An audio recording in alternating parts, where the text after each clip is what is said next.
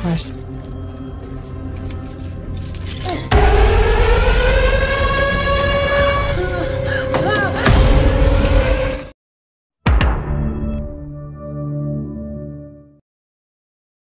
Halo semua, balik lagi di channel Alur Film yang terus berkembang ini.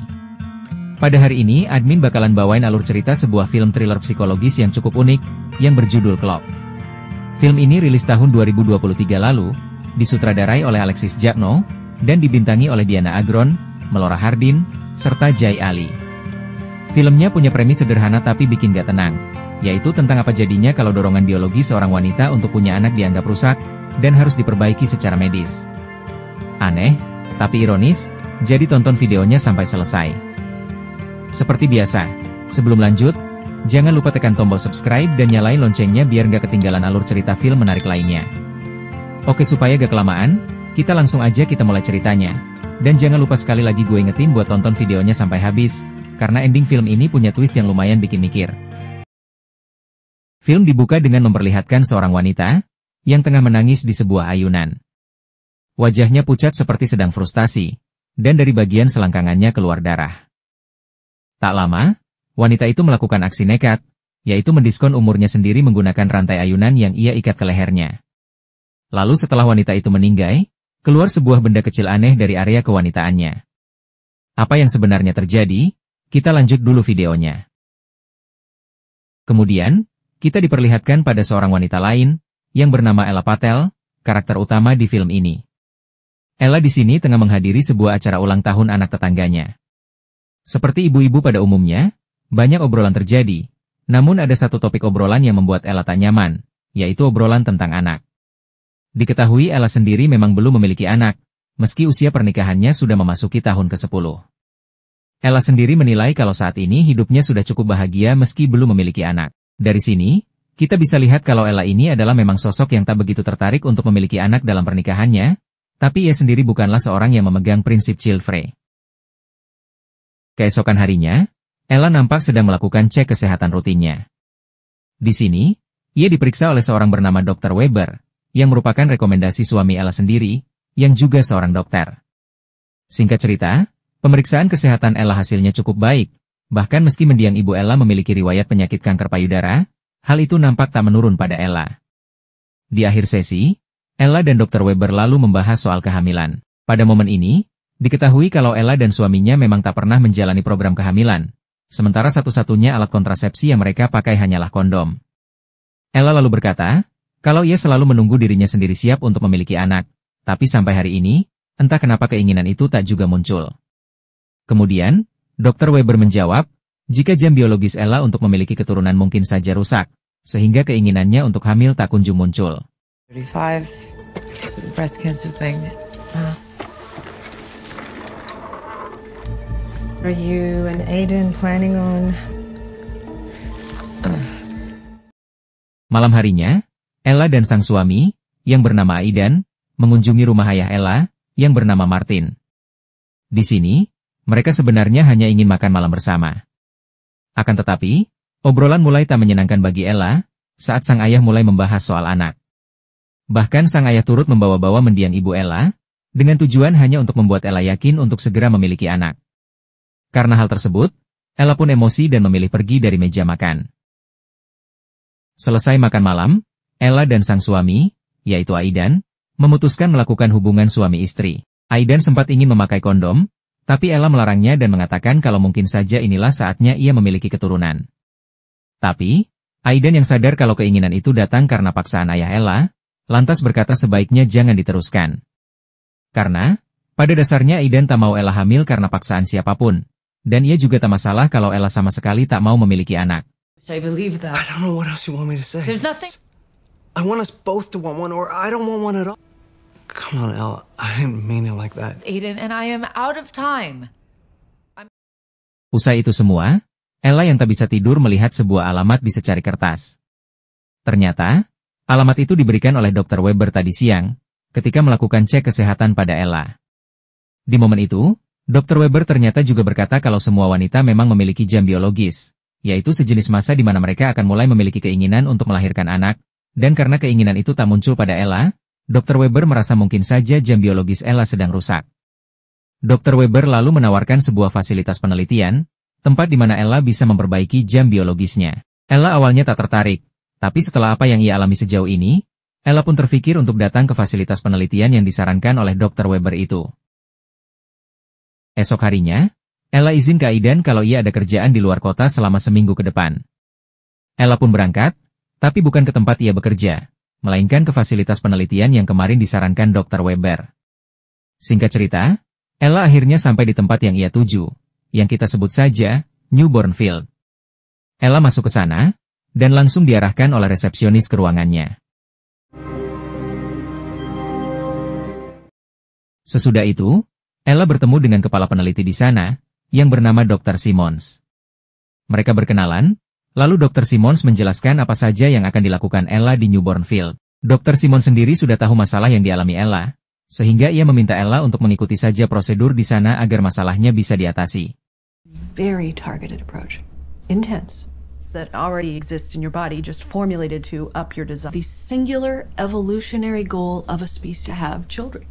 But after hearing their stories... Malam pertama Ella ada di Newborn Field, tak ada yang aneh.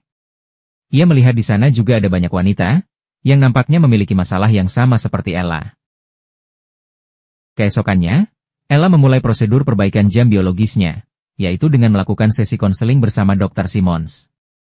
Di sini, Ella menjelaskan kalau alasannya belum ingin memiliki anak, salah satunya adalah karena ia selalu membayangkan betapa menyakitkannya proses persalinan.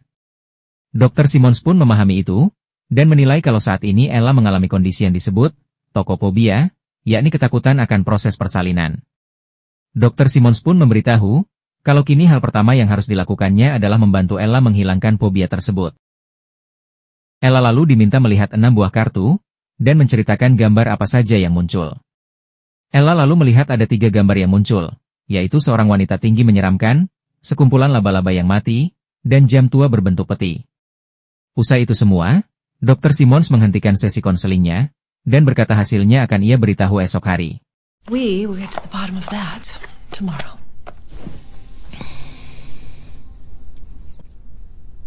Because what if it doesn't work? And yet you chose to come here to conquer.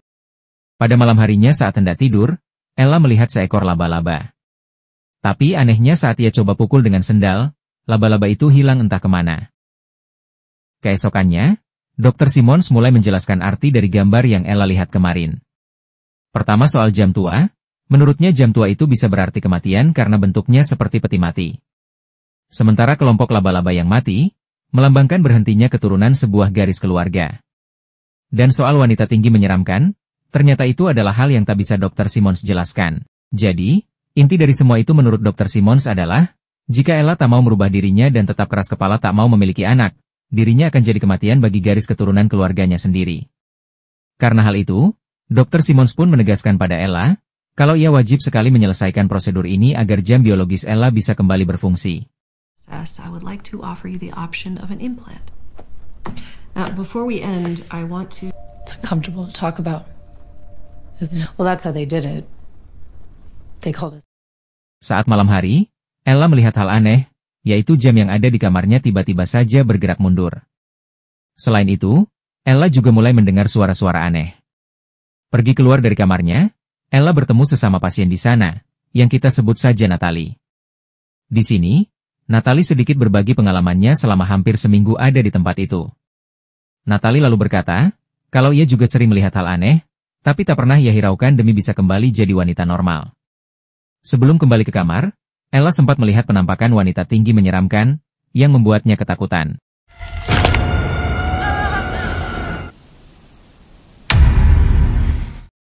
Saat kembali ke kamar, Ella lalu menelepon Aidan untuk sekedar mengobrol. Di momen ini, saat tak sengaja berkaca, Ella melihat dirinya seolah sedang hamil. Spontan Ella tersenyum senang. Ini seolah jadi tanda, kalau prosedur perbaikan jam biologis Ella berjalan baik. Pagi harinya, Ella diajak Dr. Simmons ke sebuah alat terapi. Ella lalu diminta masuk ke alat seperti bak mandi yang tertutup itu. Awalnya ia ragu, tapi karena demi kondisinya, Ella lantas masuk ke alat terapi tersebut. Di dalam alat itu, Ella berendam sambil menonton tayangan proses persalinan seorang wanita.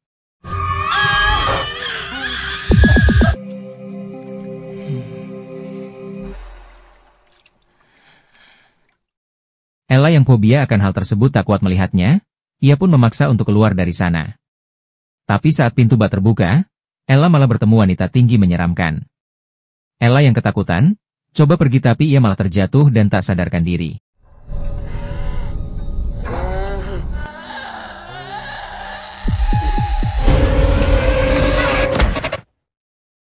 Begitu sadar, Ella langsung menjelaskan semuanya pada Dr. Simmons, termasuk soal sosok wanita tinggi menyeramkan. Tapi Dr. Simmons memberitahu kalau sosok itu tak ada, dan itu hanya halusinasi Ella.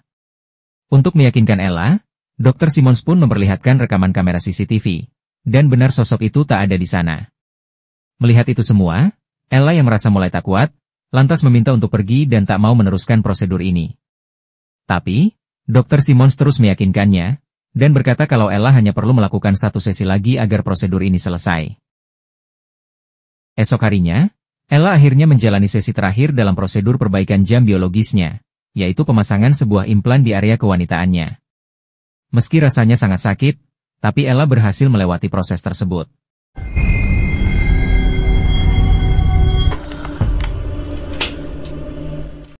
Sesudah itu, Dr. Simmons pun memberikan obat untuk Ella minum secara rutin sampai 3 minggu ke depan. Dan selama itu juga, Dr. Simmons menyarankan Ella untuk jangan dulu melakukan hubungan badan dengan suaminya. Setelah semua prosedur selesai, Ella pun akhirnya meninggalkan Newborn Field. Tapi entah kenapa selama perjalanan ia merasakan badannya kurang sehat. Pada satu momen, Ella bahkan kembali melihat sosok wanita tinggi menyeramkan. Wanita itu menyeringai pada Ella, dan membuat Ella seketika pergi dari sana secepat mungkin.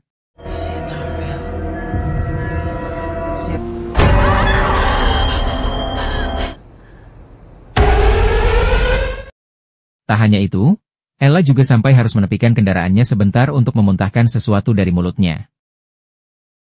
Singkat cerita, Ella akhirnya sampai kembali di rumahnya, dan Aidan langsung menyambutnya dengan hangat sebagai suami. Tapi keanehan belum selesai, di mana sepulang dari Newborn Field, Ella justru berubah jadi seperti bukan dirinya sendiri. Ella bahkan kini jadi sangat suka memakan telur secara mentah-mentah, dengan alasan yang tak jelas. Selain itu, Ella juga jadi mudah sekali merasa kepanasan meski seisi rumahnya sudah dipasangi pendingin ruangan.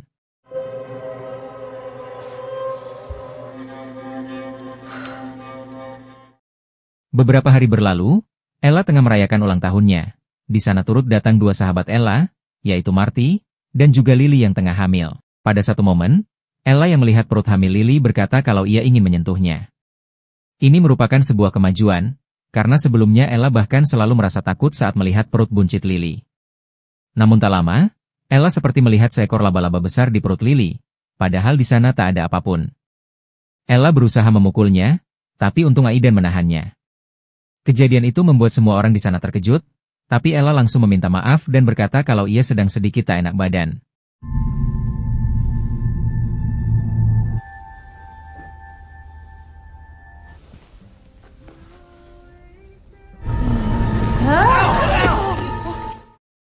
Kondisi kesehatan Ella nampak semakin buruk, kini tak hanya sering berhalusinasi, tapi pandangan Ella juga sering kabur, dan ia jadi seperti pengidap buta warna. Dr. Simmons sempat meneleponnya, sekedar bertanya apakah ada masalah atau tidak. Sayangnya, Ella tak memberitahu apa yang ia alami, dan berkata semua baik-baik saja, sehingga Dr. Simmons pun merasa semua berjalan lancar bagi Ella. Usai itu, Ella yang juga seorang desain interior melanjutkan pekerjaannya. Saat ini ia tengah diminta mendekor kamar milik Lily, yang akan dipakai untuk anaknya nanti saat sudah lahir. Tapi, selama melakukan pekerjaannya, Ella terus berhalusinasi melihat proses persalinan ekstrim, dan hal aneh lain.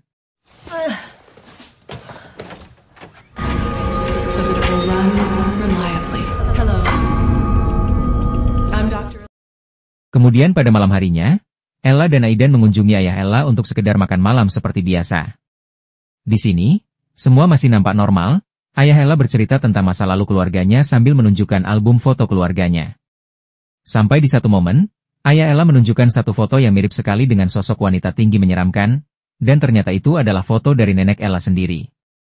Ella yang ketakutan malah memarahi ayahnya sendiri, tapi hal ini malah membuat ayah Ella balik emosi, terutama saat Ella berkata kalau neneknya menyeramkan. Ayah Ella yang emosi, lantas merobek hampir semua foto di album itu, yang membuat Ella hanya bisa menangis dan meminta maaf.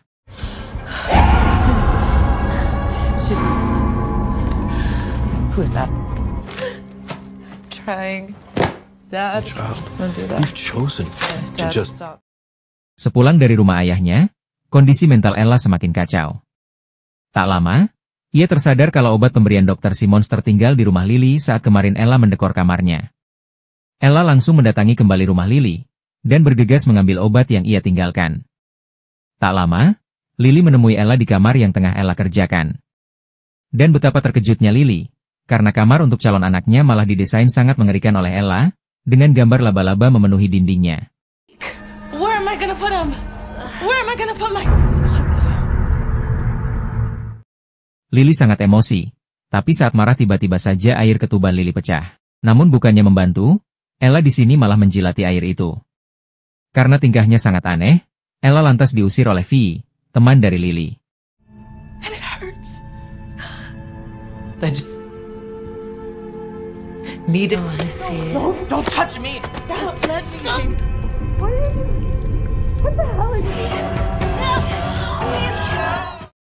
Diusir dari rumah Lily, Ella mendapat telepon dari ayahnya, dan berkata kalau sang ayah terjatuh dan butuh bantuannya.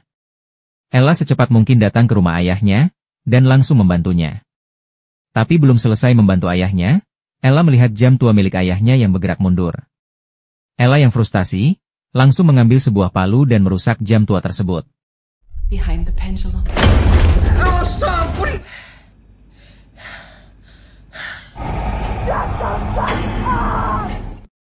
Siangnya, Ella sudah kembali ke rumahnya. Di sini Aidan datang juga dan saat melihat kondisi tangan Ella yang berdarah, Aidan langsung berusaha merawat lukanya. Ella pun menjelaskan kalau luka itu ia dapat usai ia menghancurkan jam tua milik ayahnya. Pada momen ini, Ella merasakan jam biologisnya mulai kembali bekerja sehingga ia meminta Aidan menghamilinya saat itu juga. Meski awalnya Aidan ragu, tapi Aidan tahu kalau kini Ella mau karena bukan terpaksa. Ella dan Aidan pun langsung berhubungan badan saat itu juga di sana. Namun, belum sampai ke inti, alat kelamin Aidan seperti terasa tertusuk sesuatu di alat kelamin Ella. Di sini, Ella pun sadar kalau di alat kelaminnya masih terdapat implan yang ia pasang dari prosedur newborn field. Since I left.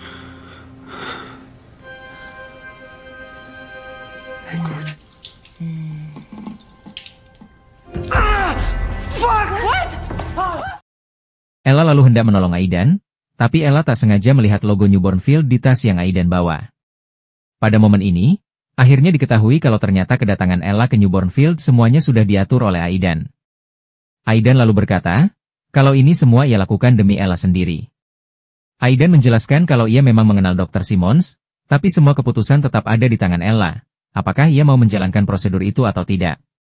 Tapi pada kenyataannya, di newborn field Ella dipaksa menyelesaikan prosedur itu meski sudah sempat menolak. Karena emosi, Ella pun meninggalkan Aidan dan sesegera mungkin kembali ke newborn field untuk mencari Dr. Simmons.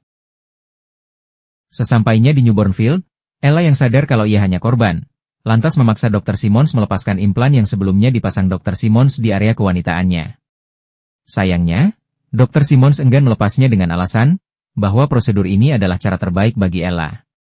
Tapi, Ella yang sudah sadar dengan kebusukan Dr. Simmons dan semua yang ada di newborn field, lantas secara nekat mencabut paksa implan yang ada di area kewanitaannya. Meski sempat ditahan oleh bayangan wanita tinggi menyeramkan, Ella akhirnya berhasil mencabut implan itu.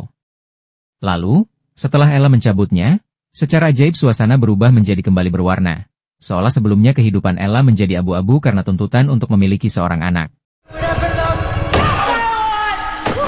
So desperate to be normal that we are willing to wipe. I was not.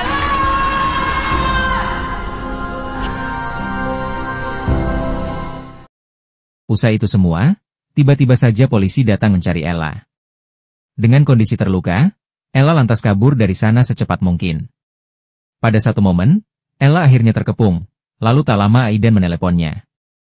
Dan ternyata Aidanlah yang telah memanggil polisi-polisi tersebut. Alasan Aidan menelepon polisi pun sangat mengejutkan, yaitu karena Ella sudah menewaskan ayahnya sendiri.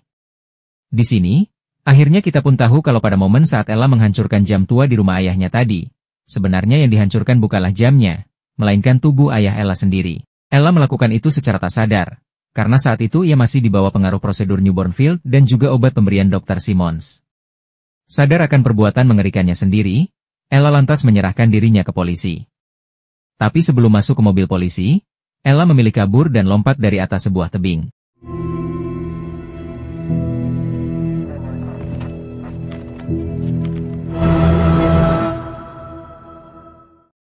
Di ujung film, diperlihatkan kalau Ella ternyata masih hidup, tapi anehnya borgol di tangannya hilang entah kemana.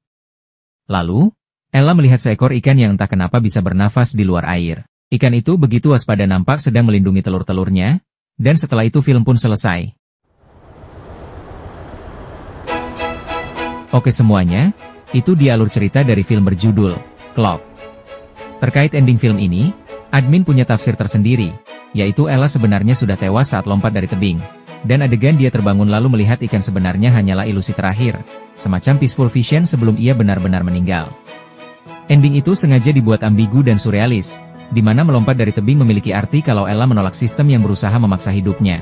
Dan ikan yang dia lihat adalah metafora tentang eksistensi di luar norma, yaitu hidup dengan cara berbeda, tapi tetap sah, dan tetap valid. Film ini seolah bilang, kalau menjadi ikan di darat bukan berarti rusak, sama halnya dengan perempuan yang tak ingin punya anak, bukan berarti dia cacat. Karena kita bisa lihat, sosok Ella di sini alih-alih disembuhkan, ia justru jadi korban tekanan sosial dan medis. Menurut admin, Clock memang bukan film horor jumpscare biasa, tapi lebih ke psikologikal horor yang bikin penonton gak nyaman. Temanya berani, eksekusinya disturbing, dan Diana Agron tampil luar biasa sebagai Ella yang terus dihantui pilihan hidupnya. Ending twistednya bikin film ini susah dilupain, karena sekaligus mengajak kita mikir, apakah kebahagiaan kita itu harus selalu sesuai dengan standar masyarakat. Untuk film ini sendiri, gue bisa kasih nilai 6,5/10. Sekian buat video kali ini, mohon maaf misal masih banyak kekurangan. Tulis pendapat, kritik, atau request film kalian di kolom komentar. Jangan lupa like, dan share video ini, serta subscribe channel ini, biar admin makin semangat bawain alur cerita film seru lainnya. Sampai jumpa di video berikutnya, wassalamualaikum.